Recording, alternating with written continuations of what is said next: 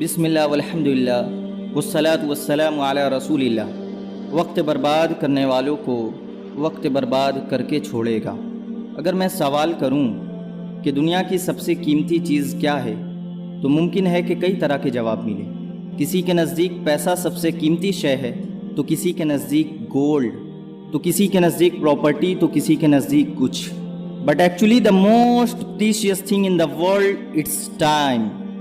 اسی لیے اللہ سبحانہ و تعالی ارشاد فرماتا ہے والعصر ان الانسان لفی خسر الا الذین آمنوا وعملوا الصالحات وتواصوا بالحق وتواصوا بالصبر۔ اللہ سبحانہ و تعالی وقت کی قسم کھاتا ہے اور ارشاد فرماتا ہے والعصر، زمانے کی قسم، یعنی زمانہ گواہ ہے اور دلالت کرتا ہے کہ انسان بہت بڑے خسارے میں ہے، سوائے ان لوگوں کے جو ایمان لائے اور اچھے عمل کیے اور حق بات کی تاکید بھی کرتے رہے ہیں اور صبر یعنی سسٹن کی بھی تاکید کرتے ہیں۔ یہاں پر وقت کی قسم کھائی جا رہی ہے۔ یاد رکھیے، جس کی قسم کھائی جاتی ہے وہ بڑی ہی امپورٹنٹ چیز ہوتی ہے۔ اور دوسری بات یہ ہے کہ خدا کا قسم کھانا وقت کی اہمیت میں مزید اضافہ کر دیتا ہے۔ Time is very very very precious thing, اس لیے کہا جاتا ہے never wait for perfect moment, take it and make it perfect. کبھی بھی اچھے پل کا انتظار نہ کرنا، لے لینا اور اچھا بنا دینا۔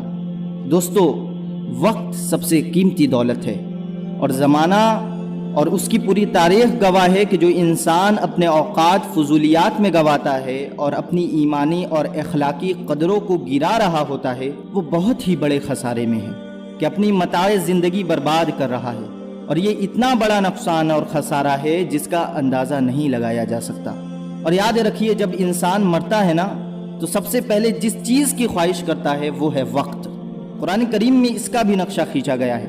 انسان کہے گا کہ یا لیتنی قدمت لحیاتی، اے کاش کہ مجھے پھر سے زندگی مل جاتی، پھر سے تھوڑی مہلت مل جاتی کہ میں اچھے عمل کر لیتا، نیک عمل کر لیتا۔ زندگی ایک مقررہ وقت تک کے لیے ملی ہے، اسی لیے انسان سب سے پہلے اسی دولت کی خواہش کرتا ہے۔ لہذا الوقت کالسیف ان لم تقطعہ لقطعک، وقت دو دھاری تلوار ہے، اگر تم نے اسے نہ کاٹا تو وہ تمہیں کاٹ ڈالے گی۔ اسی لیے اللہ کے رسول صلی اللہ تعالی علیہ وسلم ارشاد فرماتے ہیں نعمتان مغبون فیہما کثیر من الناس الصحۃ والفراغ۔ صحت اور فراغت دو ایسی عظیم نعمتیں ہیں جن کے سلسلے میں بے شمار لوگ خسارے میں رہتے ہیں، اس لیے بعد میں پچھتانے سے بہتر ہے کہ انسان آج ہی قدر کر لے۔ حضور نے مزید یہ بھی ارشاد فرمایا ہے کہ ان من حسن اسلام المرء ترکہ ما لا یعنیہ، بے شک انسان کے اچھا مسلمان ہونے کی خوبی یہ ہے کہ وہ بیکار اور فضول چیزوں کو چھوڑ دے۔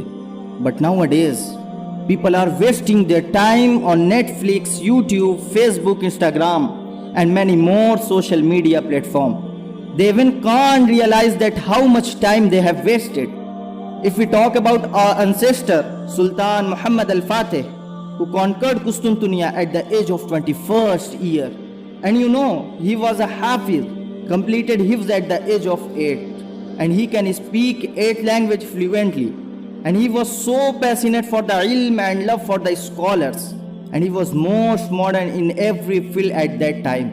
And today what we are, ایک کمزور اور مظلوم قوم، بیکاز ہم نے وقت کی قدر نہیں کی اور وقت کو فالتو چیزوں میں ضائع کیا ہے۔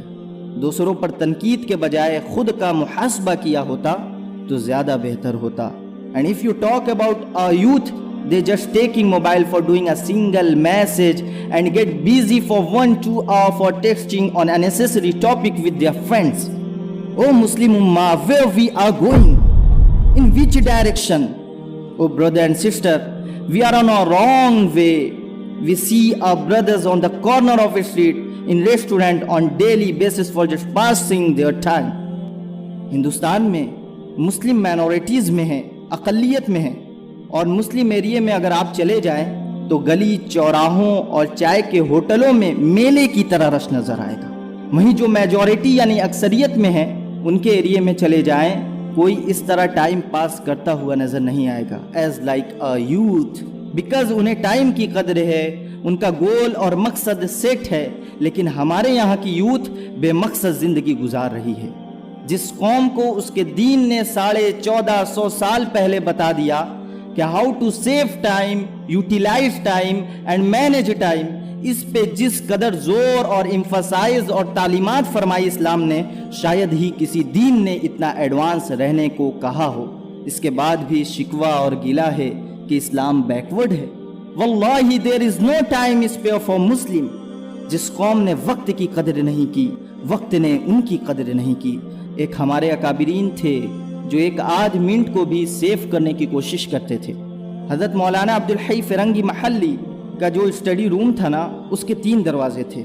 ان کے والد نے تینوں دروازوں پر جوتے رکھوائے ہوئے تھے تاکہ اگر ضرورت کے لیے باہر جانا پڑے تو جوتے کے لیے ایک آدھا منٹ بھی ضائع نہ ہو۔ یہ تھے ہمارے اکابرین۔ امام راضی کے نزدیک اوقات کی اہمیت اس درجہ تھی کہ ان کو یہ افسوس ہوتا تھا کہ کھانے کا وقت کیوں علمی مشاغل سے خالی جاتا ہے۔ چنانچہ آپ فرمایا کرتے تھے، واللہ انی اتاسف فی الفوات یعنی الاشتغال بالعلم فی وقت الاکل فإن الوقت والزمان عزیز۔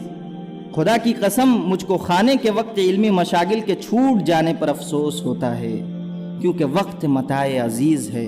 یہ ہمارے آبا و اجداد تھے جنہیں وقت کی اہمیت کا بخوبی اندازہ تھا۔ ایک ہم ہیں۔ اسی لیے علامہ اقبال نے کہا ہے، تھے تو آبا وہ تمہارے ہی مگر تم کیا ہو، ہاتھ پر ہاتھ دھرے منتظر فردا ہو۔ اسی طرح مشہور سائنسٹسٹ البرٹ آئنسٹائن کہتے ہیں، I never think of the future, it comes soon enough۔ میں کبھی مستقبل کے بارے میں نہیں سوچتا، یہ بہت جلد آتا ہے۔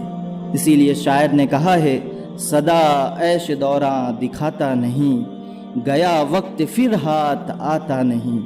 Be practical and utilize your time in good thing۔ اپنے ٹائم کو 3 پارٹ میں ڈیوائیڈ کرو۔ ایک حصہ اپنے آپ کو دو جس میں آپ پڑھ سکتے ہیں، اپنے ربط کو اللہ سبحانہ و تعالیٰ سے مضبوط کر سکتے ہیں، اور دوسرے پارٹ کو تجارت بزنس میں دیجیے۔ تیسرا گھر کے امور خانہ داری میں صرف کیجیے، اور اپنے کوالٹی ٹائم کو اپنی فیملی کے ساتھ اسپینڈ کیجیے۔ یہی اسلام کی تعلیمات ہے۔ مسلمانوں، time is such precious thing which never come back. جزاکم اللہ تعالی۔